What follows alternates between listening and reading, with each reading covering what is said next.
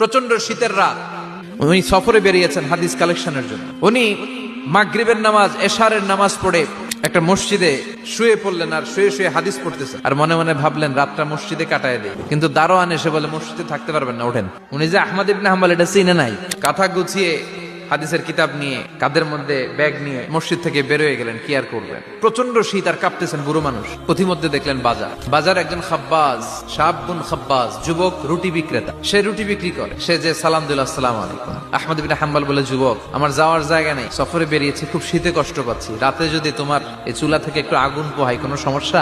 যুবক বলে, না না, সমস্যা না, আহলান ওয়া সাহলান, বসে আমদের আসেন আসেন, আপনি আগুন পোহাইলে আমার সমস্যা কি? আল্লাহ শুকরিয়া করে উনি বসলেন আর আগুন পোহাচ্ছেন। আর খেয়াল করলেন যুবক রুটি বানায় আর পরে আস্তাগফিরুল্লাহ, রুটির দলা বানায় পরে আস্তাগফিরুল্লাহ, খামির বানায় আর পরে আস্তাগফিরুল্লাহ, খালি এটাই পড়তেছে। ইমাম আহমদ ইবনে হাম্বল তো অবাক, কিরে এটা আবার কেমন যুবক, খালি আস্তাগফিরুল্লাহ। উনি প্রশ্ন করলেন, যুবক ঘটনা কি? আসার পর থেকেই তোমার দেখতেছি তুমি রুটি বানাও, রুটি বিক্রি করো আর পড়ো।